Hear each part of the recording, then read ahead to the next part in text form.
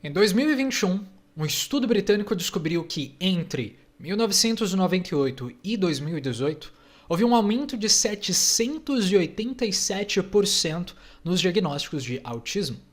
Se as estatísticas continuarem subindo assim desse jeito, o autismo, que antes era estimado de 1 a cada 1.000 pessoas em 1995, vai se tornar 1 a cada 10 pessoas antes de 2030. Quão louco é isso? Autismo, de acordo com a página da Wikipedia, é conhecido como TEA, Transtorno do Espectro Autista. Foi originalmente descrito por Eugene Bloyer, um psicanalista, em 1911, como uma forma infantil de esquizofrenia, um outro termo do qual ele mesmo também criou. Nas décadas de 1930 e 1940, o autismo foi dividido em duas subcategorias conhecidas como o autismo e a síndrome de Asperger, uma variação mais suave da sua primeira condição. Mas, como a maioria das coisas hoje em dia, esse termo Asperger teve que ser eliminado, porque o seu inventor, assim como a maioria dos alemães entre as décadas de 1930 e 1940, era também um nazista. E por isso a associação acabou não sendo muito boa e Asperger também se tornou autismo. Tudo uma farinha do mesmo saco, por assim dizer. Mas quais são exatamente os sintomas que caracterizam uma pessoa com autismo? Bem, em termos gerais, essas são pessoas com dificuldades de interação social ou de comunicação, com comportamentos e interesses restritos, são pessoas com problemas de aprendizagem, de relacionamentos sociais e muitas vezes de saúde mental, no geral também. Elas podem ter dificuldades em manter um contato visual, falar, controlar suas emoções, os seus comportamentos e talvez até mesmo repetir palavras e ter pouca ou nenhuma reciprocidade em relação às interações sociais.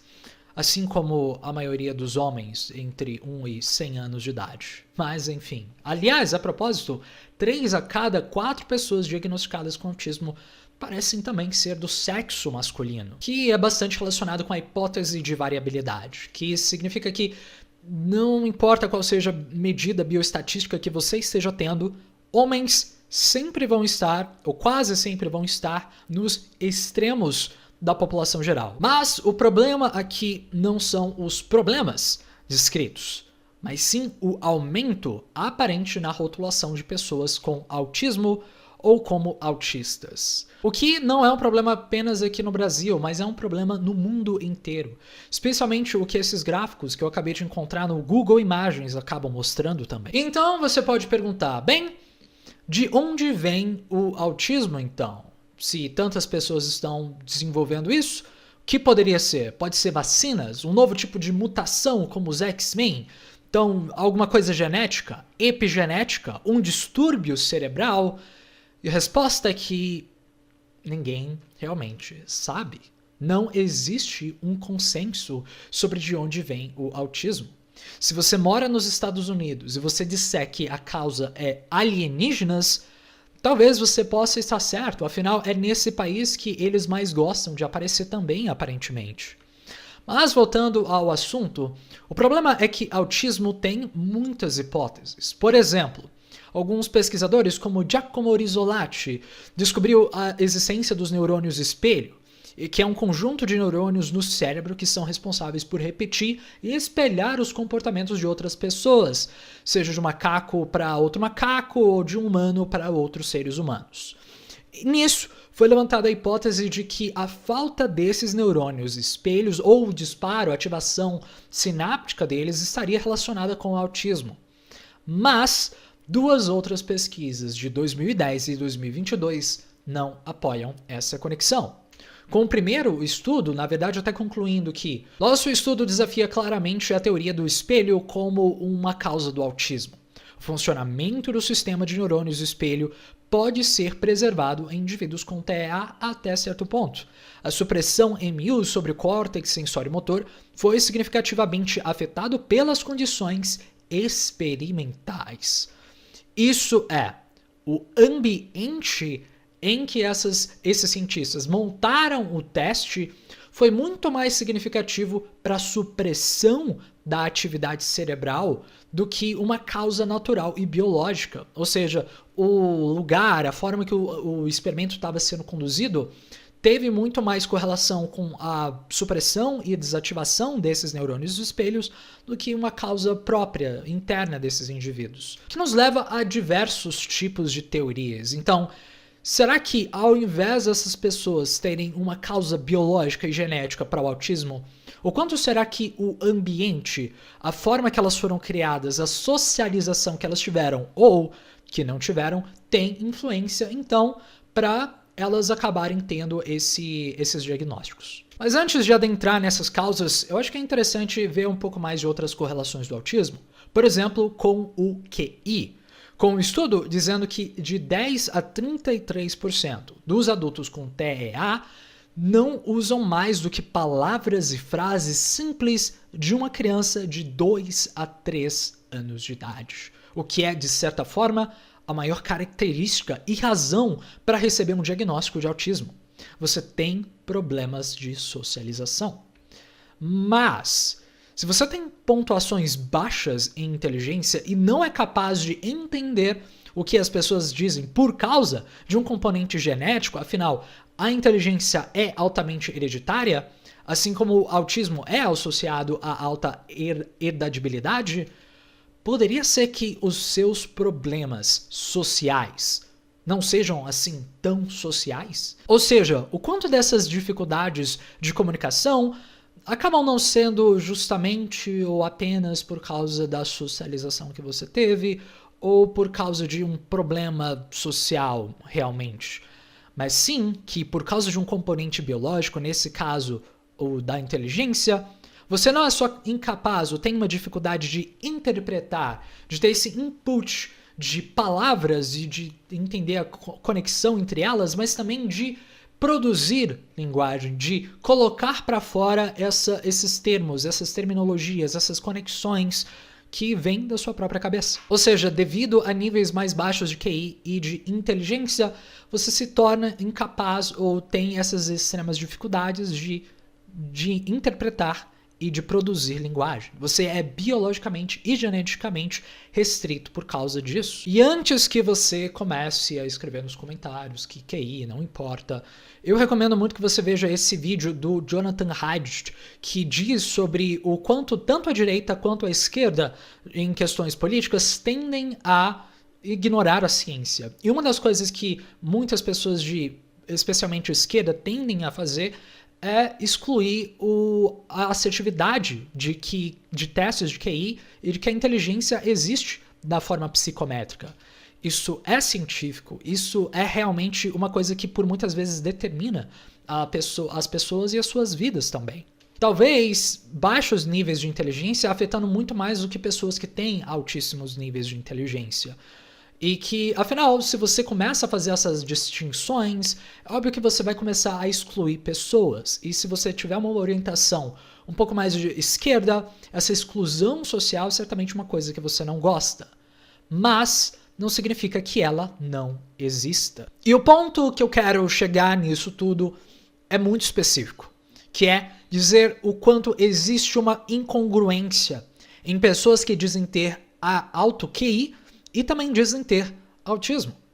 Como é que essas pessoas que estão em universidades com mestrado e doutorado e ao mesmo tempo acabam dizendo que elas têm autismo? Como pode um Elon Musk da vida, uma pessoa que tem diversas empresas, que faz carros, que manda foguetes para o espaço e tem que administrar muitas pessoas ali, pode, apesar dos seus problemas de comunicação e relacionamentos, pode também dizer que acaba sendo autista, uma vez que o autismo está diretamente relacionado com ter QI baixo e os problemas de comunicação serem muitas vezes devido a esse baixo QI.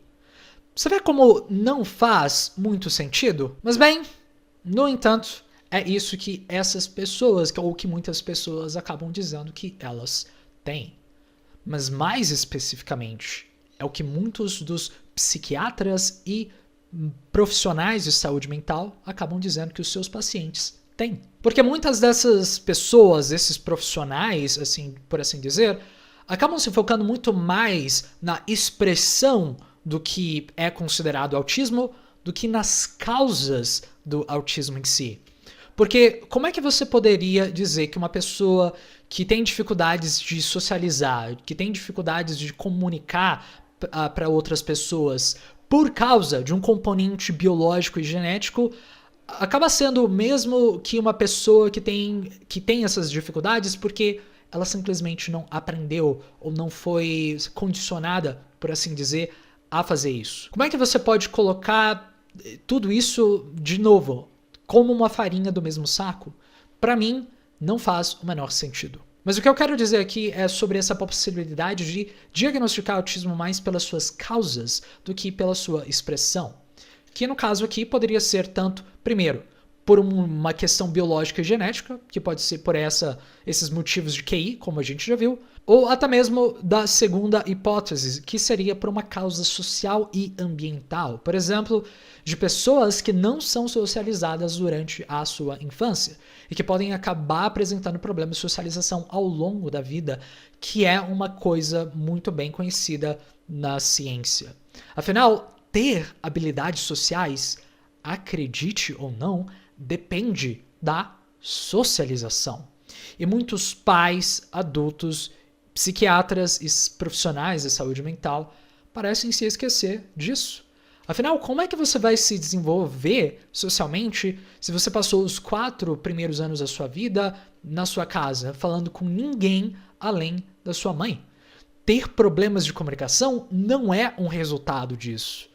É uma necessidade. Não poderia ser de outra forma. Essas mães que acabam sendo muito super protetoras, que nunca deixam seus filhos socializarem, conversarem com outras crianças e sentirem um certo tipo de angústia, que muitas vezes tendem a tornar essas crianças em adultos narcisistas, que preferem muito mais dar explicações sobre as suas dificuldades ou até mesmo por que eles são tão sensatos e por que eles são assim, do que realmente procurar soluções e realmente tentar contornar essas dificuldades.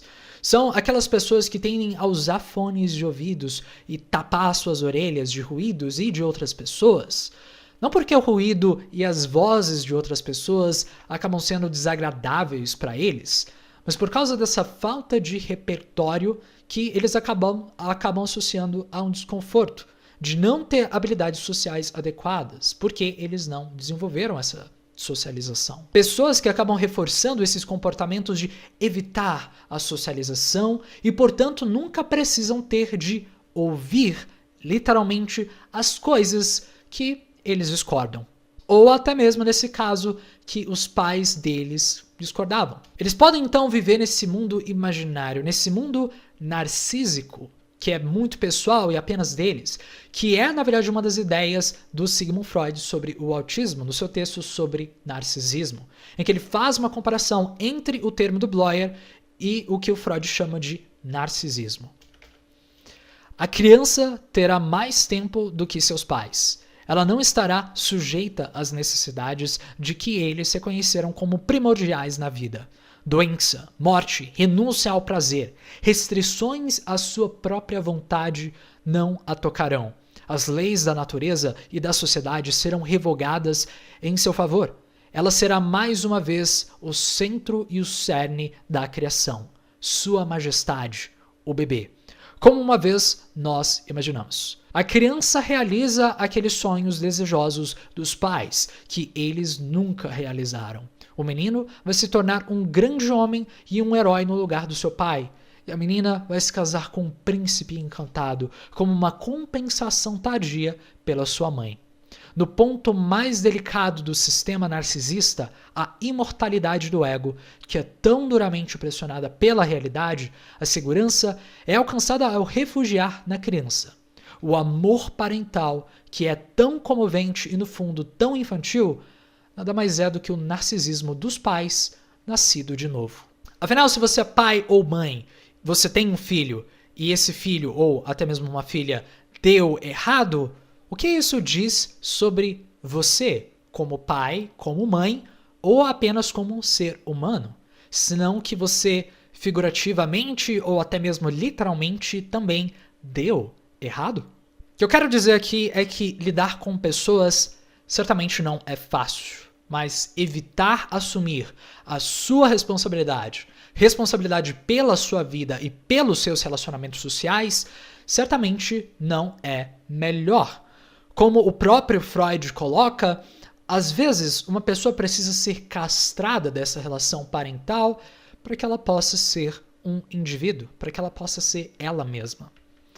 Mas agora, uma terceira teoria sobre a causa do autismo está, na verdade, não nas pessoas, mas sim naqueles que diagnosticam essas pessoas com autismo, ou seja, os psicólogos e os psiquiatras, que numa sociedade muito competitiva tem que capturar novos clientes. Os pais que evitam assumir a culpa por serem pais ruins e a criança que simplesmente não tem ideia do que está acontecendo ou que prefere deixar que outras pessoas guiem a vida dela, parecem clicar uns com os outros, como pecinhas de Lego, entende? Então, esses profissionais que deveriam saber melhor acabam tomando a saúde mental como uma indústria para ganhar dinheiro fácil, sem se importar muito com o verdadeiro diagnóstico disso ou a implicação de dar esses diagnósticos. Os pais podem ficar aliviados em saber que eles não precisam dar nenhuma atenção devida às necessidades reais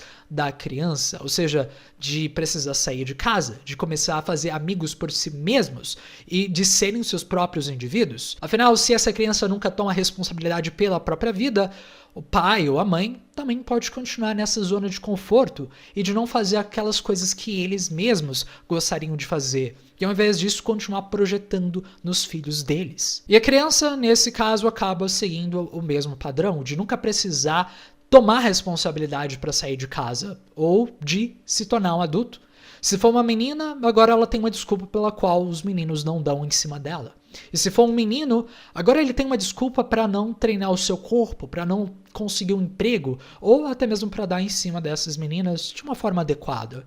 Eles perdem esse arquétipo. Mas enfim, só para finalizar essa discussão, eu gostaria de comentar também sobre um dos chamados padrões ouro para lidar com autismo, que é a análise comportamental aplicada, ou também conhecido como ABA, que é uma intervenção baseada no condicionamento respondente e operante, como aqueles os modelos usados do B.F. Skinner e Pavlov, de reforço e punição, para fazer pombos, por exemplo, jogarem ping-pong e após receberem uma recompensa, de cães salivarem quando eles ouvem algum sino, ou até mesmo de ratos empurrarem uma barra, pressionarem uma barra para que eles possam ganhar comida. E que aqui acaba sendo transformado numa metodologia para ser utilizada com crianças não adultos com autismo. E o foco principal dessa intervenção é de estimular o comportamento infantil que os pais, ou quem estiver aplicando ele, gostariam que essas crianças ou seus filhos tivessem. E então dar a eles uma recompensa por causa disso. E no começo você pode pensar, bem, isso parece bom, isso parece ótimo, né? Até os meus pais devem ter feito isso comigo, então como é que isso poderia ser uma coisa ruim? Bem, o problema aparece mais nos últimos anos, quando muitos psicólogos tentam fazer disso uma metodologia completa para tentar realmente tratar todas as crianças não adultos com autismo. E a maioria dos manuais do método ABA, não a banda, acaba estipulando que essas crianças precisam de pelo menos 40 horas semanais de intervenção implementada nelas. Então imagina você ficar de 6 a 8 horas por dia sem fazer nada além de ter um adulto dizendo para você o que você deve ou não fazer e então te recompensando por causa desse comportamento específico. Essa não é uma das premissas e críticas principais do filme Laranja Mecânica? Então imagina um filme que foi feito há quase 60 anos atrás acabar sendo repetido na vida real, hoje em dia, com os mesmos erros. E se você ainda precisa de mais evidências para a nocividade que isso acaba tendo, o NATS, ou Núcleo de Avaliação e Tecnologias em Saúde do Hospital Sírio-Libanês, acabou classificando esse método com muito baixo em eficiência. Ele acabou revelando as fragilidades dessa sua metodologia e dos estudos que comprovam a sua eficácia, com as evidências de uma baixa qualidade que acabam limitando a sua capacidade de ser recomendado como uma abordagem terapêutica para o tratamento de pessoas com TEA. E, além disso, eles acabam também relatando que quase 46% das crianças submetidas aos tratamentos intensivos de ABA atendiam a maioria dos critérios para o transtorno de estresse pós-traumático, ou TEPT, afirmando a necessidade de reavaliar essa intervenção como potencialmente prejudicial. Além disso, o relatório também afirma os custos financeiros muito elevados dessa intervenção, dizendo que aqui no Brasil eles podem chegar até mesmo R$7.000 por mês, o que custa quase 5 vezes mais do que o nosso salário mínimo de R$1.412 no país. Então, imagina, pagar essa quantia de dinheiro para dar um transtorno pós-traumático para o seu filho, enquanto muitos pais por aí acabam fazendo isso de graça. Agora, essa informação, para mim, apenas reforça a ideia de como muitos profissionais tendem a usar autismo e vários outros transtornos psicológicos apenas como um meio para um fim. Ou seja, uma forma de capitalizar a ansiedade das pessoas, dos pais desinformados, ou até mesmo das crianças que acabam tendo realmente algumas dificuldades. E literalmente acabar vendendo problemas, ou até mesmo criando problemas para que eles possam dar o tratamento, por assim dizer. Então eu crio essa coisa que você precisa resolver, mas não se preocupe, eu também vou te vender aqui a solução. E por hoje, cara, é só isso. O que eu posso dizer é que não. Você provavelmente não tem autismo e pode ser que você tenha muitas dificuldades na sua vida, mas isso não significa que você tem um transtorno psicológico crônico. O que eu posso recomendar é que você só saia da sua casa, que você vá falar com pessoas e, obviamente, que você compre o meu livro e o meu curso na internet para que você resolva todos os problemas que você tenha na sua vida. E é isso. Muito obrigado e tchau, tchau.